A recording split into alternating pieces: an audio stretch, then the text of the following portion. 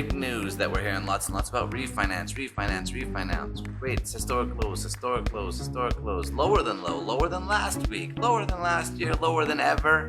Whatever, it doesn't matter. Too much.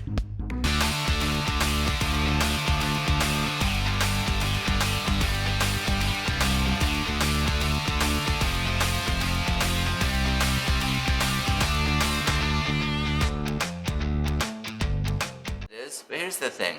There's a bunch of articles out right now pushing refinance, saying that people can save, $300+ a month. I just read one yesterday that was just shy of an ad. It really wasn't news. It really wasn't terribly appropriate or informative.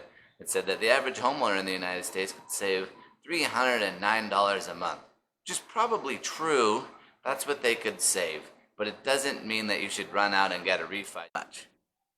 Some of you, it's going to be worth it to refi. Some of you, it's not. If you go with a less than reputable lender, they're not going to tell you one way or the other. They're just going to take your money and run your refi.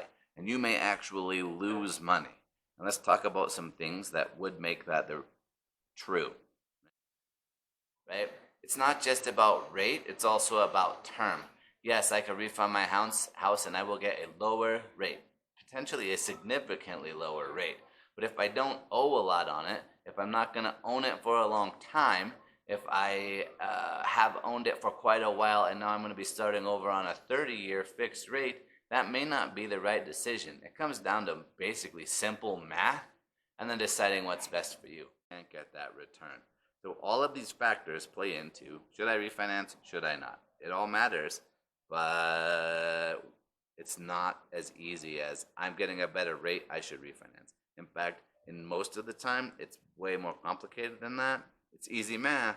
We can help you figure that out. So if you are looking or even thinking about refinancing, you probably ought to give me a call. We can do some basic stuff. All you really need is what you owe, what's your interest rate, and how long have you been on that term. Has it been 10 years? Has it been 5 years? Those things matter, and figure it out. I have a few houses that I've owned over the years, and I wouldn't refi any of them right now, except for maybe the one I live in. It might be worth it. All the others, not worth it. The math just doesn't work. Right, so I had a friend, he refinanced his house. He did have mortgage insurance, and he had a bit of a higher interest rate, and he refinanced to get rid of the mortgage insurance and get the rate down. And it saved him a lot, like $400 a month, which seemed like a great plan. But there was a chance he could have to move, and he did have to move. So he only had it 1 year, approximately, probably not even, after the refinance.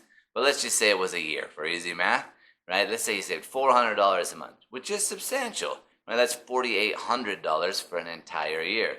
But the cost of the refinance, all in, was about $6,000. And so he lost $1,200 out of pocket because he didn't have the house long enough. And so it's not always super simple and easy. Like, yes, he was saving $400 a month, but it still cost him money in the long run. You have to choose and know and make some decisions based on your best knowledge before you can make the wise choice. But I can help you with that for you. But people don't realize that starting over at 30 every time, you're paying lots of interest and very little principal. So the banks love it when you refinance because it puts lots of money in their pocket and very little money in yours. And if you've owned your house a long time, every time you make your payment, it puts way more money in your pocket and less money in theirs. So of course they want you to refi. It helps them make lots of money. Even if the rate's lower, you're still paying more interest than principal. You're paying more interest than principal. They're doing better than you are. We got to talk about it, figure it out before you jump. And again, find a reputable lender that will tell you the truth. I was just speaking with one of my favorite lenders, and he said twice last week he told people that came to him to do a refi it wasn't worth it and they shouldn't do it. Right? But if you go to some internet site, they're just going to say, yeah, give me your money. Let's do a refi. So again, some of the basics we should care about when refinancing is, number one, how long have you owned the home and how long has it been on the same mortgage? Right? If it's been quite a long time, it may not be worth it. How much do you owe on the home? Is it a general rule, if you owe under about $150,000, it's probably not going to be worth your refi unless you haven't refied in ages and your interest rate is really high. if you on a 30-year and it's been 5 and you're going to change to a 15-year, that's probably worth it. Things like that where you're changing your term and you're also going to get a better rate, that could easily be worth it as long as you can afford it. But if you're, changing off a 30-year that you've had for 10 or 15 years to go to another 30-year, well, then you're just not paying it off for 30 more years, and you're paying a lot of money to interest and very little to principal, which may not be the best decision. And then the big one that a lot of people don't put into their process is how long they're going to own that home. How long are they going to own that home?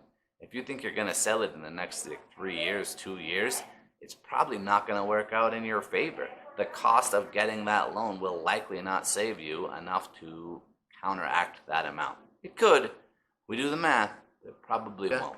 So figure it out, because honestly, it's one of my favorite things. I like geeking out about loans and credit and real estate in general, and I'd like to think I'm pretty savvy when it comes to all those things, and we can definitely help you make wise choices and financially sound choices, and possibly save you from just throwing money away or paying on your mortgage until you're 90 years old. So give me a call if you're at all thinking about it, and we can run some basic numbers and decide if it's worth it. Because again, it might not be.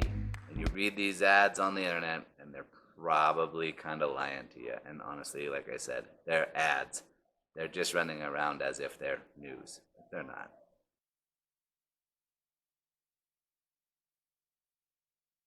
And movement in. Dun, dun, dun.